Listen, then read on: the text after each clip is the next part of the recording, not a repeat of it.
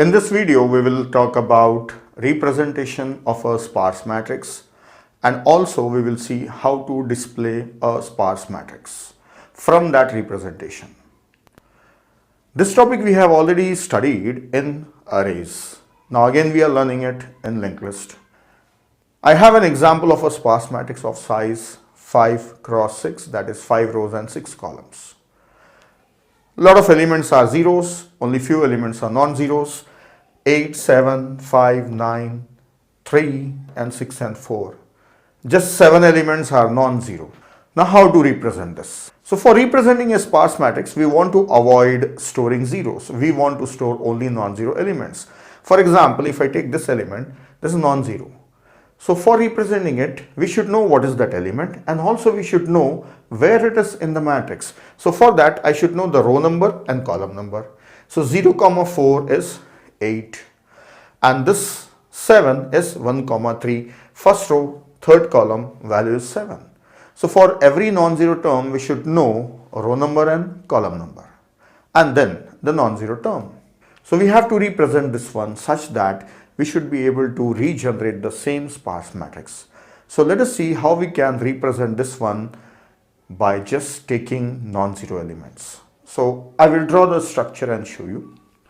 For representation, I have taken an array of size 5. This array is representing rows. There are 5 rows. So the indices in an array represents row number. Now for representing non-zero element, like example 8, I need to know column number and the element itself. So column number is 4 and the element is 8. So that I will represent it as a node. Fourth column, element is 8 and this is null. So this is a node containing column number and the non-zero element.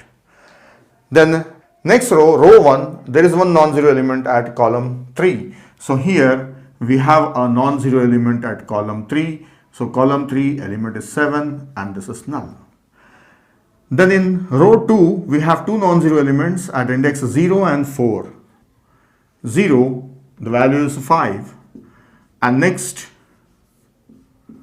at column 4, value is 9. The next row, we have an element at column 5. Then in this row, we have two non-zero elements at column 0 and column 3. So this is the structure. So this is a linked list. This is another linked list. This is another linked list. So all these are linked lists. So it's an array of linked lists, and the name of this array, if suppose it is A, then this is also A. We can call it as A is an array of linked list. Now how we can form this structure? This structure is having collection of linked lists. So linked list is a collection of node. So the node structure, this contains what? Each node contains column number and non-zero element. So if I define a node structure contains three things: column number and the value and next pointer. So using C language, if I define a structure, this is structure node will contain three elements. One is column number and value and a next pointer. This is a node, this is a structure. Now how to create this structure? For creating this structure, I need an array of number of rows size. If this is m cross n, then I should have an array of size m. So let me create this array of size m. So array is of type node pointers A of size m. So this is an array of pointers of size m, whatever the size is. So this will be an array. Then at each location, let us say A of 0, assign this new node. So I am just assigning just one node. Like this, I have to create all these linked lists. So you can write a program, you can write a procedure for creating this type of structure. I have just given the idea here how we have to create this one. Create an array of pointers, then at each location create a linked list of non-zero elements.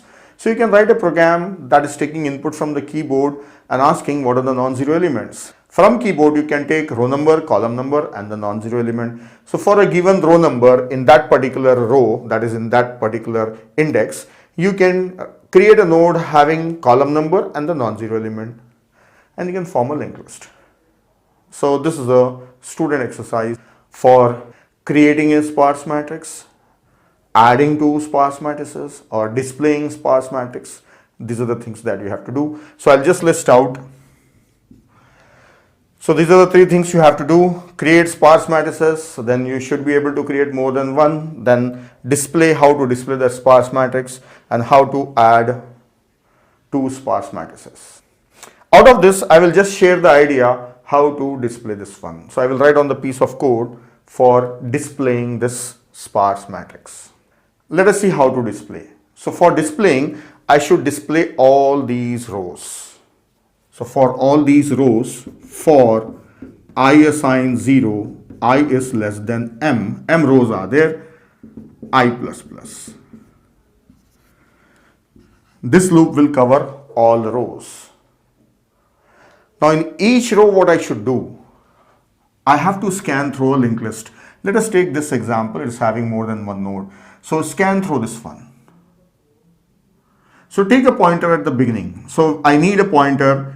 So let us take a pointer P. Let us take a pointer P. For example, I am showing it here for this linked list, right? Pointing here so that I can get it from A of I. So at A of I. So P is pointing here. Okay, let me show it here. This is outside. So we have to do it for all. But here you can see it. So I am showing it here. So for displaying all the elements in a column, I should repeat it for n times. So I want to display zeros also. So for that, take one more for loop for j assign 0, j is less than n and j plus plus. So this will repeat for total n times, that is equal to number of columns. Then at each column, I should see that if that is non-zero or zero element. So if it is non-zero, I should print the element. If it is not, I should print 0. So how I can know is it non-zero or not? So this P is pointing upon some node that will show me. So the column number. So here what I should do is, if J is matching with the column number, so that is P is a column, P is a column, this is column. If it is matching with P's column, then print the data here, non-zero element. So print the value, non-zero value, and also move P to next node.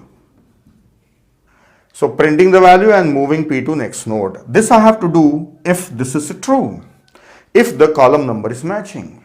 If it is not matching, else I should print 0. Else print 0. That's all. This is simple. So I will trace this one little bit. Just watch it. I is starting from 0. So I is here. Then P assign A of I. So P will be pointing here. First one. Then for j assign 0 to n. 0 to n means 0 to 5 it will go. J will repeat from 0 to less than n. So 0 to less than 6, that is 5. So it will go up to 5. Then what it is doing? First time j is 0. Yes, j is 0. So is it matching with P's column? Is it matching with P's column? No, it is 4. So print 0.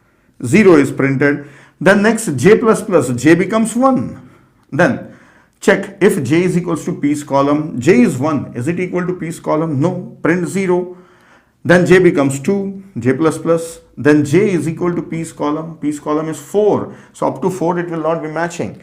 So it's not matching. Then print 0. Then j becomes 3. Print 0. J becomes 4. It's matching now. So print 8. And move to next node. So P will move to next node and P became null. P became null. Then next, this becomes 5. Is it matching? No. Print 0.